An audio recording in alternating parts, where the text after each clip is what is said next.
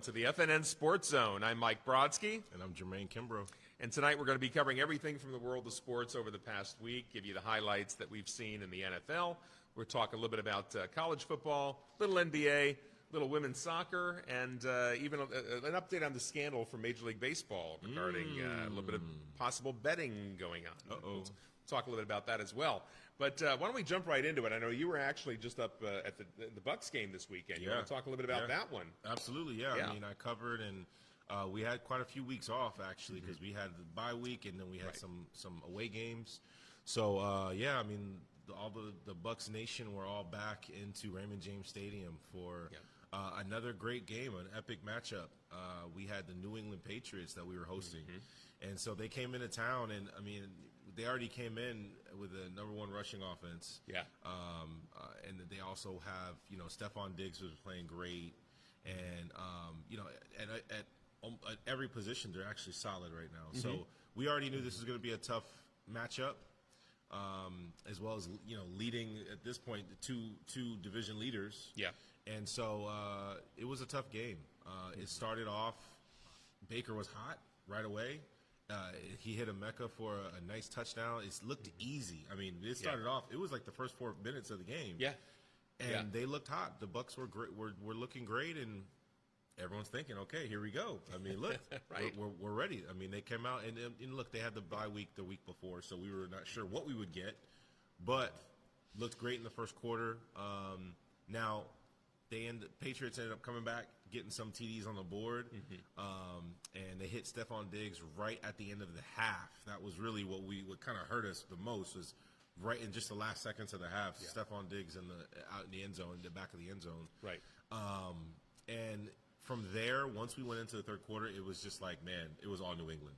And we could just not get anything going from a defensive standpoint. We let go a lot of big runs that where they took them to the house. Yeah. And it was just like, it was for us, it was for the defense just could not get a stop on them. They started to score almost every drive. Right. We really didn't have a lot of action on the offensive side of the ball really until the end of the fourth quarter. We finally got a score on the board again. Yeah.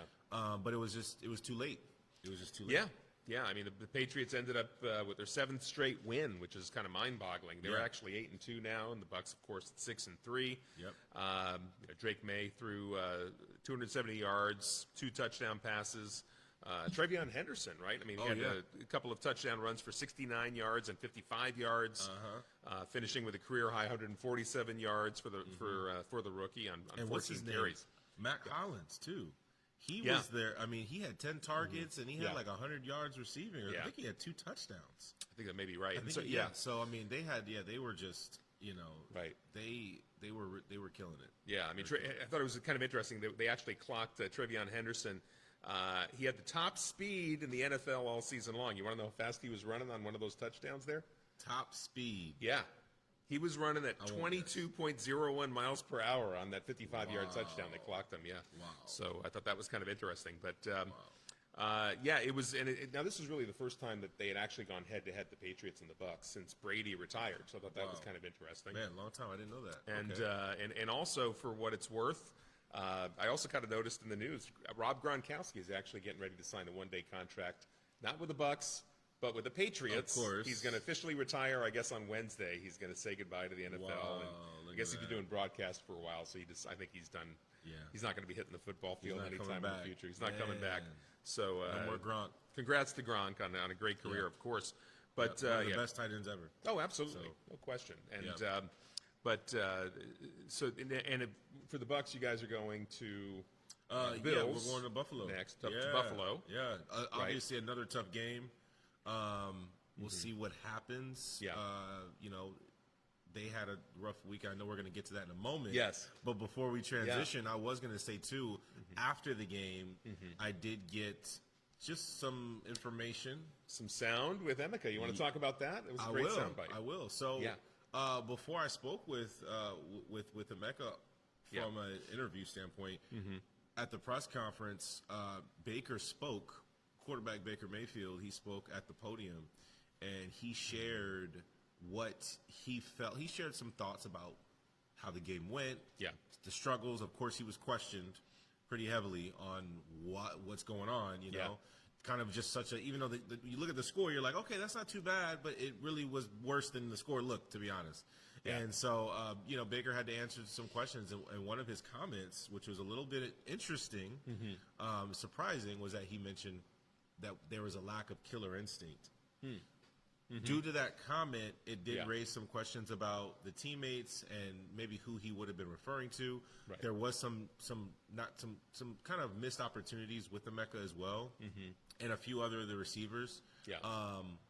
But when I did speak with Emeka right after in the locker room, I brought up that question to him and said, "Hey, listen, so you know, Baker's saying this. What do you think about that? You know, just to get a little intel, see what he thinks from his side, not to stir the pot too much, right? We want to make sure we're doing things right. I don't want to cause drama, right? But I did want to get that insight, and what he shared was that he felt like the bye week took more of an effect, that it was more of just rusty." Not being on the same page, you know, maybe a little too lackadaisical. Sure. A lot of teams can be that way. And so you can find out more and check us out at our Facebook page and as well as our website. But you can see that interview when I did answer that question. I got the final question with him. Yeah, absolutely. And it is up there on Facebook on the Florida National News page. So be sure to check it out if you haven't already seen it. But, Mayfield had a decent game. He had, 273 yards? He did. He was solid. He was solid. 3 more yards than Drake May, actually. Right. You know, and efficient. He really didn't have any major issue or, mistakes or anything like that. Right. It was just some connections that were missed that should have been there. And he did take accountability, too. Yeah. He said right away, he's like, look, it starts with me. You know, I should have hit Cade Otton on that one pass on that last drive. It was a little bit low. If it was higher in his chest, that's likely a first down. So he was very open and honest. And as a leader, you know, in his right, he took the blame right away in the beginning, and then he said, but, you know, we just got to work on these things. Sure. Yeah, final score 28-23. It was close, and, you know, certainly the Bucs could have maybe had one of those infamous last-minute plays like they've done several times earlier this season, but just couldn't pull it off, I guess, right?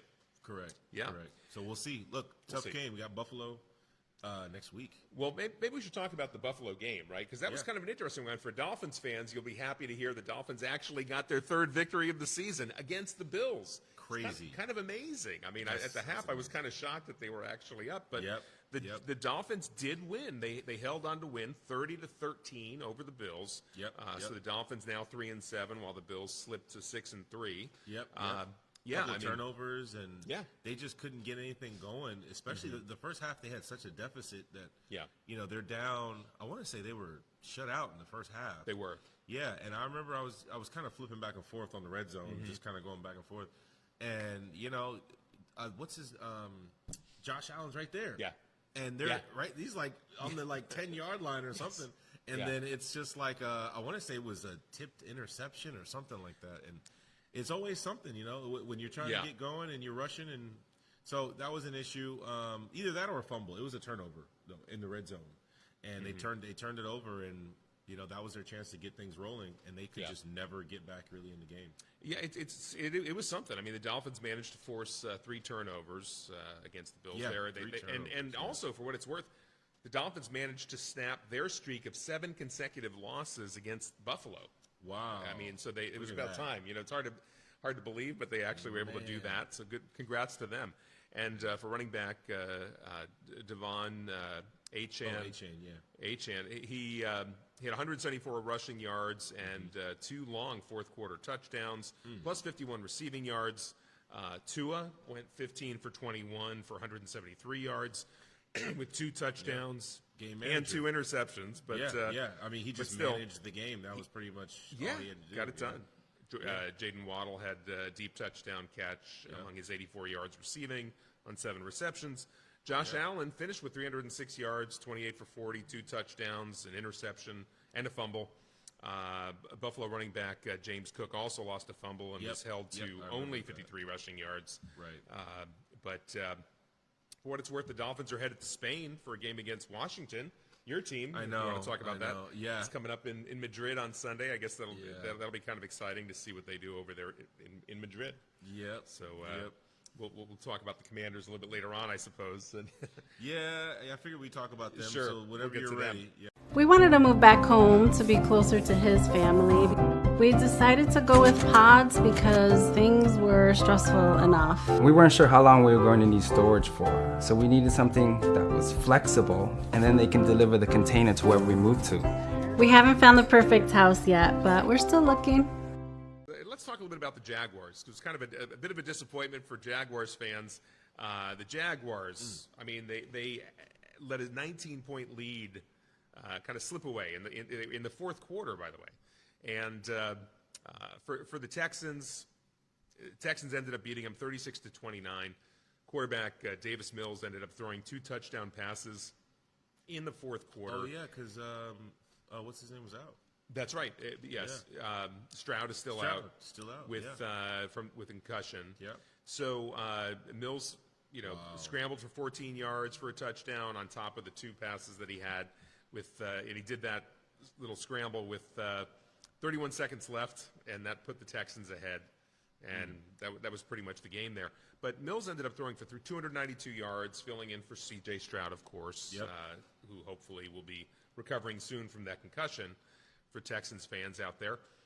Trevor Lawrence, though, I mean, he was trying to get into field goal range in those final seconds of the game, and he was basically sacked by Will Anderson Jr., and he fumbled, and Sheldon Rankins recovered the ball and ran 32 yards for a touchdown for the Texans to seal the victory. So that was kind of the end of it. But Trevor Lawrence ended up throwing for 158 yards and a touchdown. He was sacked 5 times. That was kind of rough. Yeah. And Jacoby Myers, it was his first game with the Jaguars since that trade earlier in the week with the Raiders. Yeah, I saw that play with him. Like he caught that on the sideline, and he was running up. I think he almost had scored a touchdown on that one. Yeah, close. I mean, he had 3 receptions for 41 yards in his debut, so he looked okay. Not fantastic, but okay, not bad. And, basically the Jaguars only had to give up 2 late-round picks in next year's draft for Myers. That was hopefully a good acquisition. We'll see what Myers is able to do with the Jaguars. And it was his birthday, by the way, for what that's worth. So, not much of a birthday present, I guess, if you come home with a loss. Yeah. But and then Parker Washington ended up with a 72-yard punt return for a touchdown. And so it kind of did an interesting celebration, kind of a CPR-inspired celebration where the Jaguars are pretending to give him CPR after the touchdown celebration there.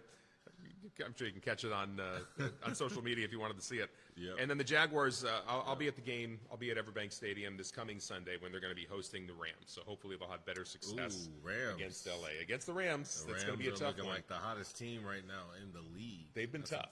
They've been tough. So it's going to be an interesting game. The Jaguars will be back at home. They usually tend to do pretty well at Everbank, but we'll see. Yeah. We'll see. It's going to be a tough one. Matthew Stafford. All right. Yes, and we'll be talking about Stafford coming up shortly here. Okay. So. But let's talk about the Colts, right? Another team that's continuing to be on fire here. Yeah, they're on fire. Fire, no question about it. Colts they're 8-2. They beat the Falcons 31-25. Jonathan Taylor had 244 yards rushing with an 8-yard. Go ahead. No, go ahead. What were you going to say? No, nothing. I'm going to let you finish. Yeah. Oh no. Okay. I was curious to hear your take. But you have all the stats, so it was really just the stats. So keep going. Okay. Go through some of these. But he did have an 8-yard touchdown run in the overtime to give the Colts the victory in the first regular season NFL game ever in Berlin. They were playing in Germany, and Taylor's 3rd touchdown of the game. Came after Colts kicker Michael Badgley tied the game with a 44-yard field goal with 25 seconds left. And Taylor also had an 83-yard touchdown run that was the longest run of the season. That put him ahead of Hall of Famer Edgerrin James for most rushing touchdowns in Colts history. Wow. And it was Taylor's 3rd career 200-yard rushing day. The 26-year-old Taylor is the 4th player in NFL history to have at least 200 rushing yards and 3 rushing touchdowns in a game, twice in a career. The others are Jim Brown, Adrian Peterson, and Derrick Henry. So it puts him in pretty good company there. Yeah, and very good company. Not bad at all. Really the thought that the way he's looked and the way just the stats and the consistency. Yes. He was reminding me of how Saquon was looking just a year ago. Oh, yeah. That really reminded me about that, of just how just dominant he was last year to lead them down, to the bowl, to the Super Bowl. Right. And it's just obviously very different styles of running. Yes. But, man, he's just been dominant. And, of course, he's my fantasy guy, so I'm always watching him. Did he get you a lot of points? Oh, man, he gave me almost 50. Amazing. He gave me 48 50. points. Wow, 48 points is amazing. Yeah, so it's quite a game. Quite a game. And if I didn't have so many injuries, I would have won easily. But right now, it's like I actually need one player tonight in this game, which I know we're going to talk about later. Yes. To have a good. It's Josh Jacobs is who I need. Oh, so there you go. Okay. I need him. I just need him to come through for me. Come on, Give me Josh. Come on, 15 Josh. points. Josh. Just 15 points, Give Josh. me 15 points. That's right. Couple touchdowns, easy. That's easy. Piece of cake. Piece of Yep. cake. So for the Falcons, though, it was the fourth straight loss. So they've slipped to 3-6 at this point. And also for folks who might have noticed the trade with Sauce Gardner. Gardner, of course, played the whole game with the Colts there. His first game with the Colts after leaving the Jets in that little trade that happened not too long ago. Mm-hmm. And probably worth talking about the Jets since we were just talking about Sauce Gardner there. But the Jets ended up beating the Browns 27-20. So kind of surprising. Yeah. I guess both teams are struggling anyway, so someone's got to win. Somebody's got to win the game. Yeah, I don't think either of them cared to win, but somebody had to win. When you're trying to tank, I guess, for a better draft pick. Right. You don't really want the victory, maybe. But it's like hot potato, right? Yeah, exactly. But the Jets did manage to score touchdowns on a kickoff return and a punt return in the game.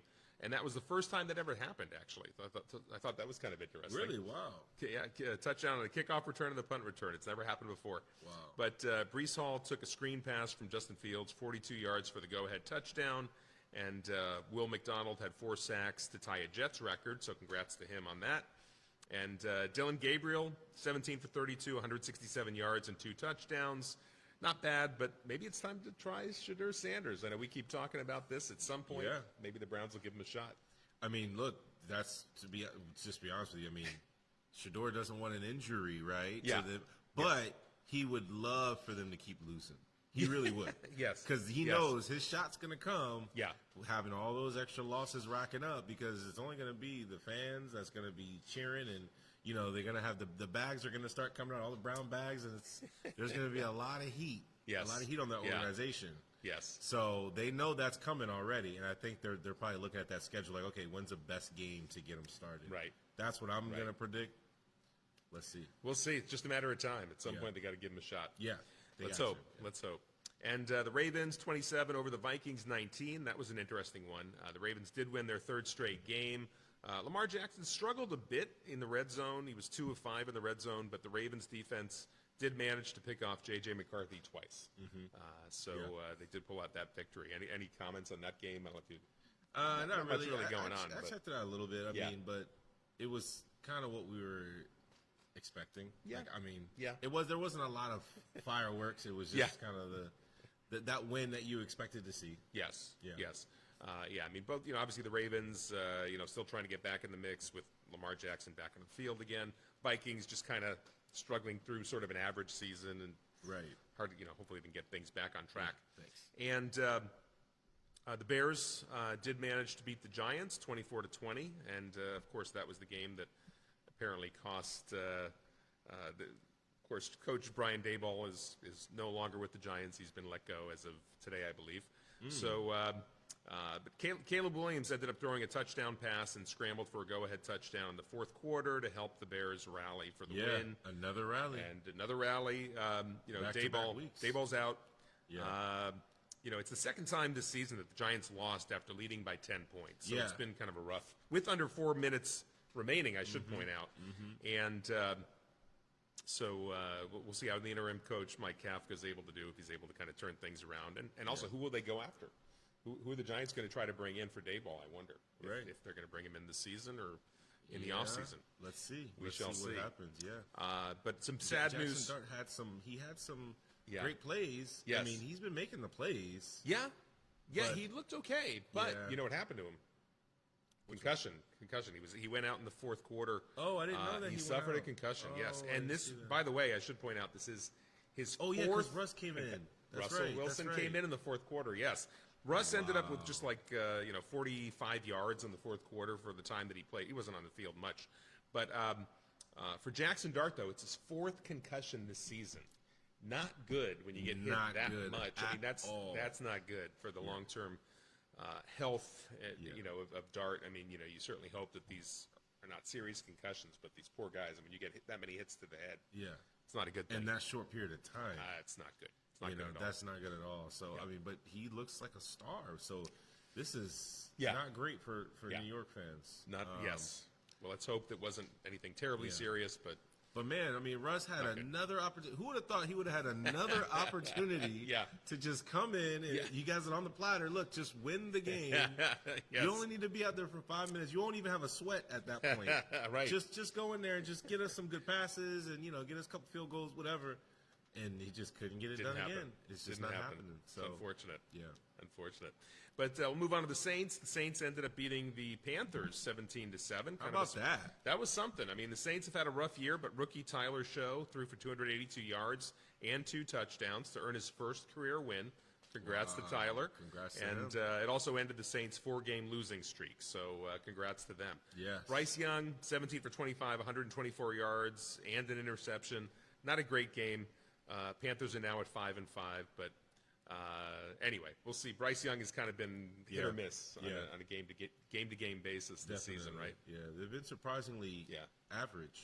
But yes, but but when you lose to the Saints, that's not a good sign either. That's not a good sign. Yeah. But I think there's going to be the one. I think the talk is probably going to be. I think right now, at least for this week, is okay. We had Rattler in all these games. Yeah. He couldn't get us over the hump. Right. And now we got Tyler that comes in. He gets the job done. And it looks pretty good, too. Yeah, we'll see. If he can continue his winning ways, that'd be great. Let's hope for the Saints. So maybe it's a new energy in there. Maybe. It could be that. Let's see if it could be. Yeah. If it can continue. Maybe they can do something with that. And the Seahawks kind of beat Arizona 44-22. Yeah. Seattle's now at 7-2 on the season. Man, that's a surprise too. I mean, they're a lot better than what they were expecting. I think that's true. Yeah, they're having a decent season. I mean, offensive linebacker. Outside linebacker DeMarcus Lawrence became the 4th player in NFL history with multiple fumble return touchdowns in a game. Because he had 2, right? Both in the first half. Yes, both in the first half. In the first half, he was got it. crazy. Yes. And scooping scores. That's right. Via fumbles forced by the inside linebacker Tyrese Knight. Sam Darnold's passing was 10 of 12 for 178 yards and a touchdown, plus an interception. But Jacoby Brissett's 22 for 44 for 258 yards and 2 touchdowns just wasn't enough. Yeah. So for Arizona, it was a bright spot. There was a bright spot in tight end Trey McBride, who had 9 catches for 127 yards and a touchdown, setting a season high for receiving yards in a game. So congrats to him. McBride has caught at least 5 passes in 11 straight games, which actually tied for the 3rd longest streak in history for tight ends. So congrats to him on that. That's awesome. And of course, your team. Let's talk about the Commanders. They lost. They lost to Detroit, 44-22. Kind of a rough game. Jared Goff went 25 for 33 for 320 yards, 3 touchdowns, and no interceptions. And running back Jahmyr Gibbs also ended up with a season high 3 scrimmage touchdowns on 18 touches. He also scored his 41st career touchdown, joining Hall of Famer Barry Sanders as the only Lions in history to score 40 or more touchdowns in their first 3 seasons. Man, okay. So, Sanders had 47 from 89 to 91 when he was a youngster in the league. And it was also Gibbs' 4th career game with a rushing touchdown and a receiving touchdown, which is the 2nd most in Lions history, of course, right behind Barry Sanders with 5. So we'll see if he can break that record before too long.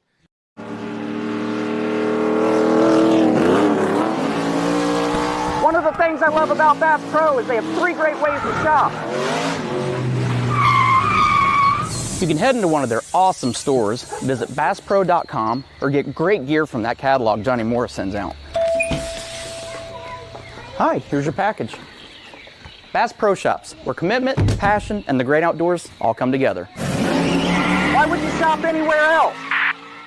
Yeah. What'd you think about the Commanders? Yeah, I mean, not a great game. Yes.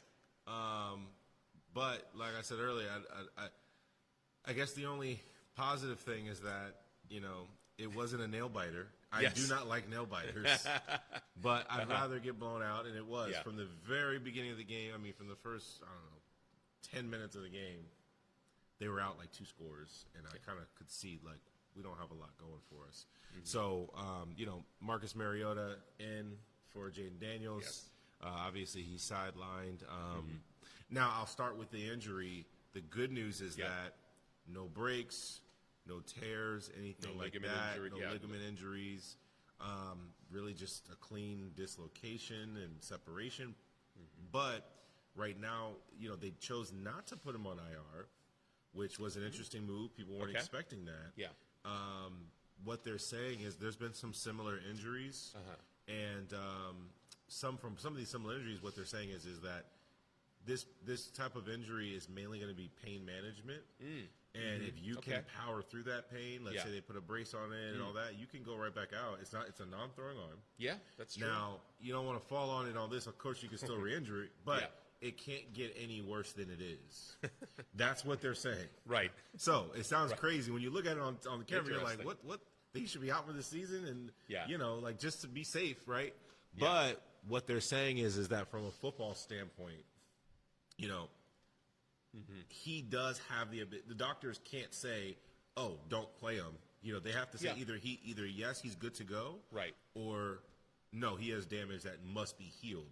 There is nothing to be healed. Interesting. Yes, it's just literally pain, and once that pain goes away, you're good to go.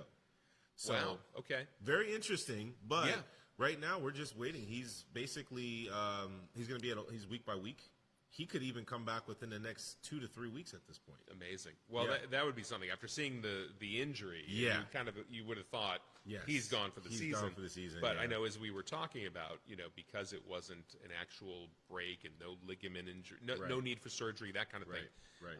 The thought was that maybe he would come back towards the end of the season. Towards the end. Some time on the IR. But I thought it was interesting that he, like you say, that not even putting him on the IR, it kind of indicates maybe he'll be back sooner. He could be back sooner than later, which is a miracle. But if that happens, look, they get their franchise. Now, it also has to make sense. Sure. He is a running quarterback. Yes. So can you put some sort of a leash on him to say, hey, listen, do not run?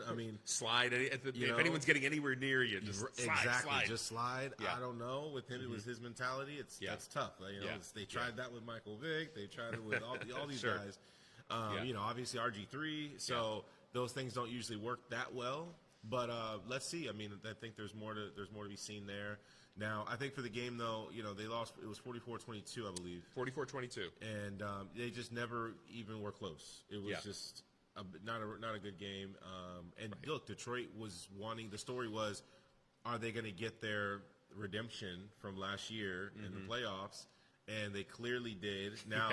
The Redskins are the top. They're saying that they're the top most injured team in the league. I think we've lost now 15 starters at this point between the offense and the defensive side of the ball. Right. And it's like there's only so much you can do with backups that don't have the experience, they don't have the chemistry, et cetera, et cetera. You don't have your franchise quarterback that saved you pretty much all season last year. Oh yeah.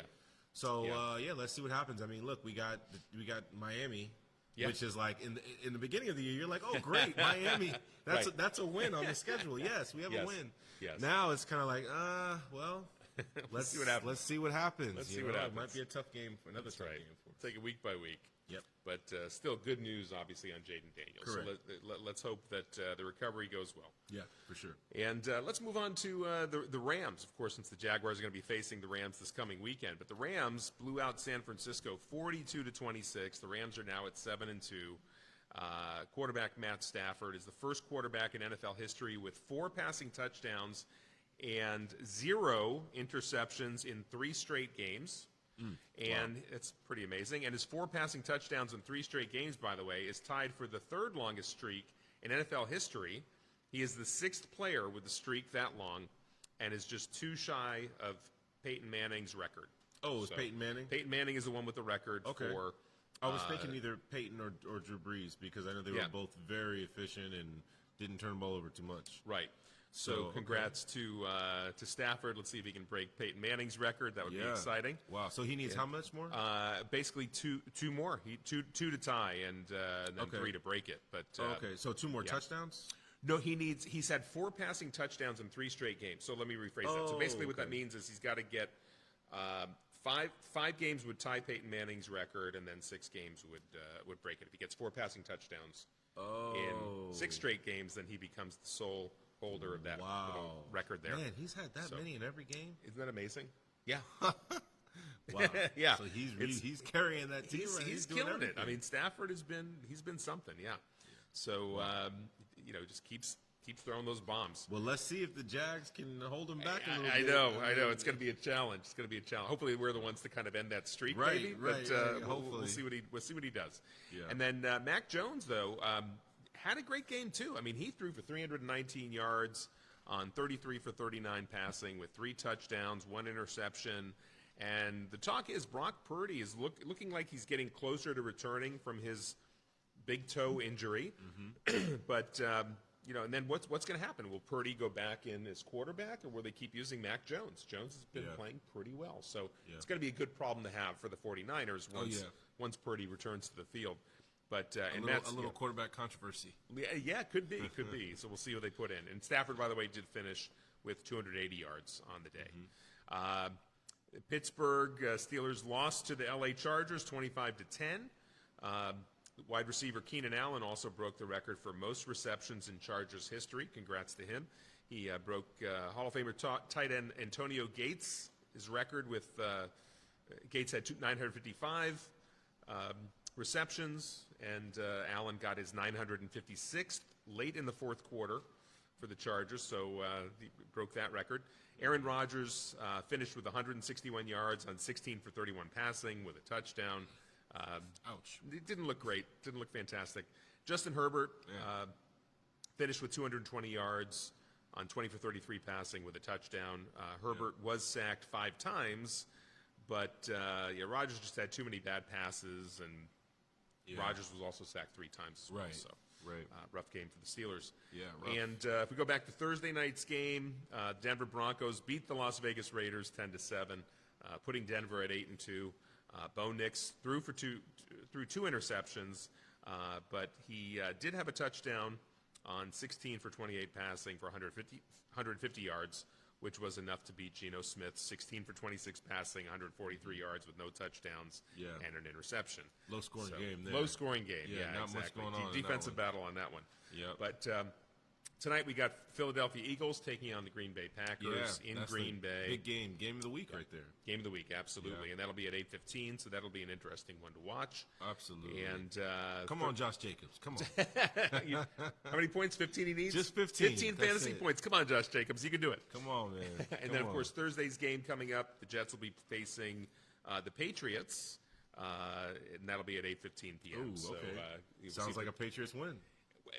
Probably, but who knows? We'll see if the Jets can surprise folks. You never know. Right. Let's see. You never know. Happens. And also, we might as well also kind of give our condolences to the loss of Commissioner Paul Tagliabue. You may have heard that he passed over the weekend at the age of 84. Tagliabue, of course, was the commissioner who came in after Pete Rozelle was the NFL commissioner from 89 to 2006, and then, of course, was followed up by Roger Goodell, the current commissioner. And I guess since we're kind of talking about obituaries, it's probably worth kind of segueing into the NBA. There were a couple of losses, big losses in the world of the NBA basketball. Richie Adebayo, the former Magic coach, passed away at age 87. And Lenny Wilkins, Hall of Fame player and coach, passed at age 88. So condolences to those who knew those guys. Yeah. And let's talk. I know we're missing Sebastian, our resident NBA expert here tonight. Right. He's actually watching the Magic play the Trailblazers. That game is already underway. And let's see. It looks like, oh my gosh, you got it up? Well, it looks like the Trailblazers are beating them 10-8 right now. So hopefully, it's early in the game though. It's early. It's very early. But Magic got to get back on track because it's been kind of a rough couple of games for the Magic. Rough, huh? Well, I'll say this: 2 games ago, they actually did win their first NBA Cup of the season against the Celtics. That was good. They beat the Celtics 123-110 on Friday night at Kia Center. That's great. They needed that win. Yeah. They needed that victory. They did need that. And but then, of course, they lost last night to the Celtics 111-107. So that was unfortunate. Right. I was watching the end of that game. Yeah. Yeah, it was kind of a rough one. It was close, but they blew it. They blew that one. But for the NBA Cup, though, for what it's worth, I mean, the fact that they're already 1-0 in the NBA Cup, if they can just win at least 2 and hopefully 3 more of their NBA Cup games, maybe they can get some of that NBA Cup prize money, because the winner, I was looking at some of the numbers. I guess the winner actually gets over $530,000. Every player on the team, of the winning team, gets over $530,000. If you are the runner-up and you lose in that championship game, you get $212,000 for every player on the runner-up team. And then in the semifinals, all the players get just over $100,000, and then in the quarterfinals, all the players on the quarterfinals teams get at least $53,000 each. So there's some money at stake. There's some money there, yeah. Incentive to win and make it to Vegas. I think everyone wants that $500,000. That's what I think they're going Absolutely. Especially the young guys. I mean, they really get all excited about that. Yeah, because they need that. They're like, I need that. They're trying to pay their bills, their early bills. Definitely. Yeah, some of these guys, they're already making $50 million a year. It's like, $500,000. Yeah, it's nice, but right. Exactly. No big deal. That's some pocket change. That's right. But a lot of basketball, of course, still left to be played over the course of the season, but the NBA Cup, the championships will be happening in December. So you'll be hearing a little bit more in the coming weeks about the NBA Cup. And we wanted to move back home to be closer to his family. We decided to go with pods because things were stressful enough. We weren't sure how long we were going to need storage for, so we needed something that was flexible, and then they can deliver the container to wherever we move to. We haven't found the perfect house yet, but we're still looking. Talk a little bit of college football. It's an interesting weekend in college football. Yeah, let's do it. UCF did manage to beat Houston 30-27. The Gators, however, lost to Kentucky 38-7. FSU lost to Clemson 24-10. On the bright side, Miami, the Hurricanes did manage to beat Syracuse 38-10, and USF had a victory on Thursday night. So when you look at the rankings, very similar to last week. You still got Ohio State number 1, Indiana number 2, Texas A&M at number 3, Alabama's at 4, Georgia's at 5. Texas kind of snuck into the top 10. They're actually ranked at number 10 right now. And Miami is at number 16, and USF actually at number 25. So interesting to see them. USF is in the mix. They're there. So that's kind of exciting. Well, come on, Tampa. That's all right. Let's do it. That's right, South Florida. Yeah. And let's talk a little bit about women's soccer for just a moment. The Orlando Pride managed to beat the Seattle Reign on Friday. So they won 2-0 over Seattle, and that means that if they are able to get past Gotham on Sunday, they're playing at 3 p.m. here in Orlando, another home game, which is good for the Pride. Yeah. If they win that one, then they just have one more game, and if they win that game, that'll be for the championship, and they would become the first team to repeat as champions since the North Carolina Courage back in 2018 and 2019. So let's see if they can pull that off. Let's see. They can do it. Let's hope. Got to go support the team, I guess. Right here in Orlando. So anybody that's in the Orlando area, be sure to check out the Orlando Pride. Support the team. And that's coming up on which day again? Sunday, the 16th. Sunday the 16th. Okay. Okay. I'll be in Jacksonville, so I can't get over there. But anybody that's in the area, you head over to Inter & Co Stadium, and you can check that out. And meanwhile, in Major League Baseball, some sad news to pass along. I know we were talking just last week about the scandal in the NBA, right, with Chauncey Billups and Terry Rozier kind of being caught up in this little possible betting scandal of some sort, being charged in that situation. And a couple of Cleveland Guardians pitchers, Emmanuel Clace and Luis Ortiz, have now been charged with taking bribes from sports bettors to throw certain types of pitches. So who knows what's going to happen? I guess, they've been charged. Obviously, no one's been convicted as of yet. It's all allegations at this point, but still not a good sign if the FBI is going after you and saying that you've done this. That's not a good thing. You don't want to be in that position. That's tough. They're cracking down. They're not playing around. They are cracking down. I mean, certainly sports betting has become a big industry, and obviously you don't want to see any of these players throwing games or making pitches to kind of, because people are betting a certain way. That's not a good thing. You don't want to see that in the sport whatsoever. That's terrible because there's a lot of influence out there. So, and they're saying this guy is getting like $12,000 bribes I'm not sure why you would still take that with the money you're making. He's making millions, and he decides to take these in the grand scheme of things, minor bribes, small fraction of what he could be making over the course of his career. Yeah. So if it's true, very sad.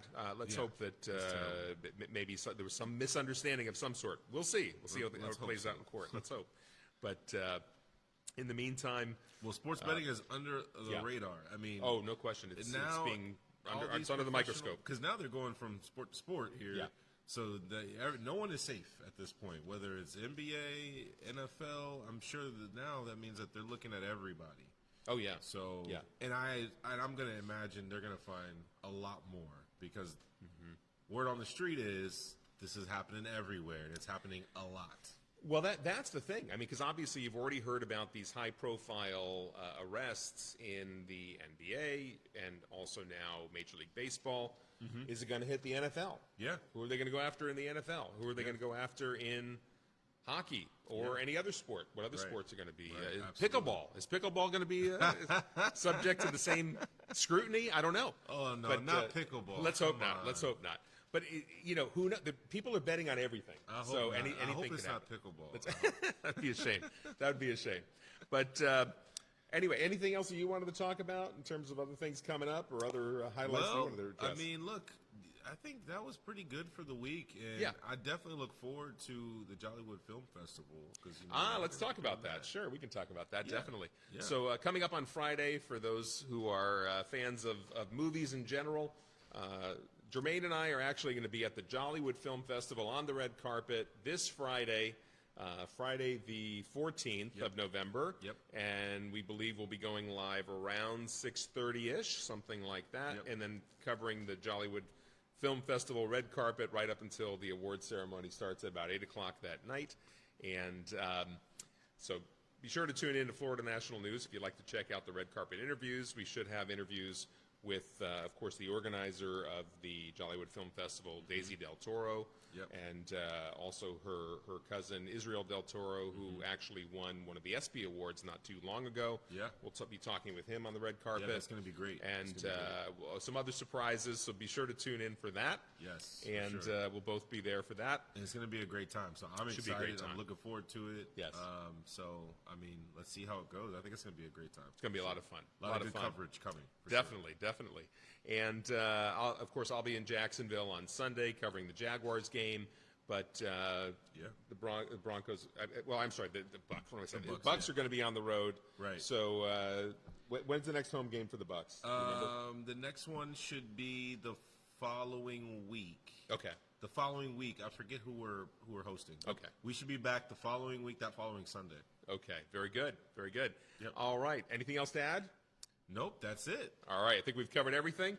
Thank you very much for joining us on FNN Sports Zone. I'm Mike Brodsky. And I'm Jermaine Kimbrough. We'll be back next Monday at 6:30. See you then. Enjoy the game.